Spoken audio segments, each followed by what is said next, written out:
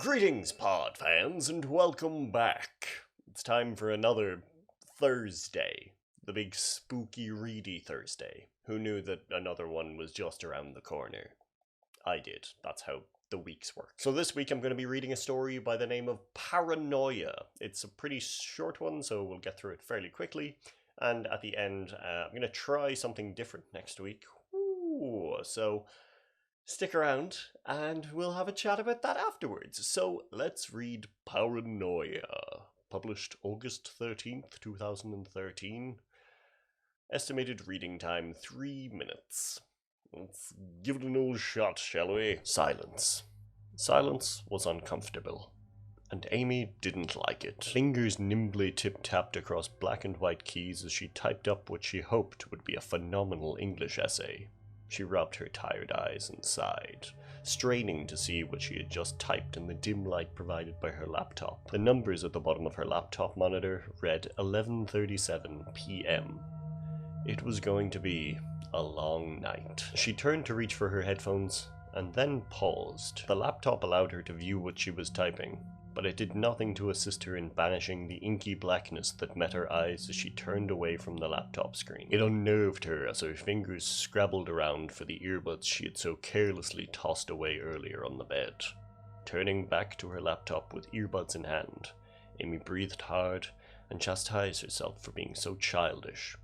She was already 16. She was old enough to know that there was absolutely nothing to be worried about. Yet, now that she had seen how completely something could cloak itself in the darkness, Amy couldn't seem to shake the feeling that something was watching her. She attempted to continue on typing in normalcy when something like footfalls behind her sounded. Amy froze. She could hear her parents snoring in the bedroom across the hall from her, and her sisters had long since fallen asleep. Amy turned stiffly, terrified to think what would be behind her. Every single monster she had ever read about or seen in a horror movie came to her mind all at once as she finally looked upon the spot where the footfalls had sounded. Nothing.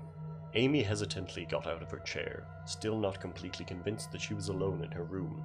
She practically sprinted for her door and hastily flicked the light switch on. Warily, Amy skirted the room with her eyes, positive that she would find something ghastly grinning at her from a corner, from her mirror, or from under her bed. Nothing. Amy released a breath she wasn't aware she'd been holding.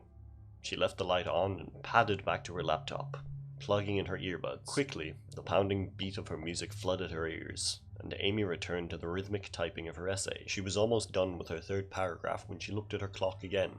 The time read 11:52 p.m. Amy paused her music for a moment to rest, and realized how deafening the silence was.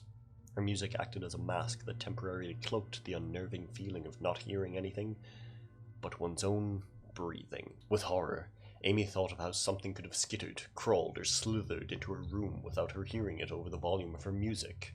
She hastily whipped her head towards the door again, and as she did so, she felt the gossamer touch of something ever so slightly brushing her shoulder. Barely stifling a shriek, Amy looked back at her shoulder, expecting to see dead, rotting fingers gripping her tightly. It was just her blonde ponytail resting on her shoulder from when she'd whipped it around so quickly. Amy rubbed her temples and sighed. Maybe she should get a haircut. The silence and her own exhaustion was getting to her. She was imagining things. This couldn't be healthy. Not even bothering to care about quality anymore, Amy typed several humdrum sentences and concluded her essay. Tentatively, Amy looked behind her one more time.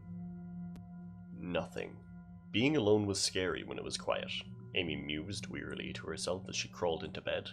But in the end, it was nothing but childish paranoia. Amy let herself drift off to sleep, feeling safe and content, curled up in her blankets. She never noticed the dead, rotting hands that quietly prized open her closet door, nor the Glasgow smile that shone through the darkness as Amy's monster watched her with wide, unblinking eyes, and began thinking of ideas of how to play with her tomorrow night. That was cool. That was got goosebumpy. I do like it when these things manage to give me a physical response.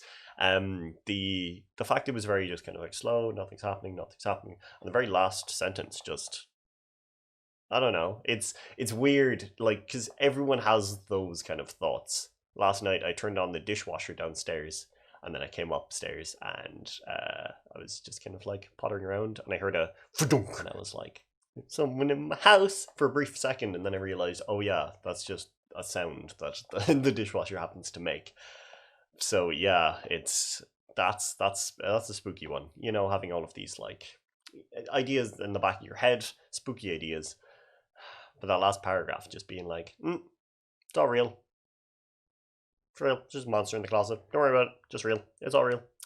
Whew, spooky dukes. So next week, as I mentioned, I do want to try something else because these Thursdays it has just been a hey, I'm talking, I'm using my voice, whoopee whoop. So next week I want to try something different, maybe just for the 1 week. Maybe we'll make it like a monthly thing or something like that. I want to just read things out, not spooky things, and probably shorter things, so that I can do a number of stuff. For example, copy pastas, those things where you just copy and paste, like the guerrilla warfare one, or like I could do the tragedy of Darth Plagueis the Wise and try and read that out all fancy like. Also, if people have ideas of what they want me to say, even if it's just like, hey, say hi to my friend in the spooky voice, lol. I think that would be fun. There are a couple of things that I want to try, like almost voice acting. So I don't know. That's probably what I'm going to do next week. Just take a break from the Spooky Dukes and give me a chance to expand the use of my vocal range. Because when you're reading horror all the time, I can't really do anything else but ooh, and it was a very spooky night. Ah ha ha ha ha. But yeah, that's what I'm going to do next week. So I really hope that you enjoyed this. It was, again, fun. Yeah, that was a good one. Let me know what you thought. If there is something you want me to say or something that you want me to read, obviously I get to decide if I want to say it or not, if it's something that I want to be seen saying. But yeah, if there is, something, you can then just like take clips, or I can send you clips of me saying whatever. I don't know. I just want to mix it up because I think that spices the variety of life. Yeah. I'm very good at saying words. But that's all for today. Have a lovely Thursday. I'm going to start working about an hour or so. I have ideas for more videos because you know me, that's all I ever do. I'm addicted to making content. Yeah, I just forget sometimes. Okay. Enjoy the rest of your day. Don't get lost. You're a wonderful person for making it this far. Sloan.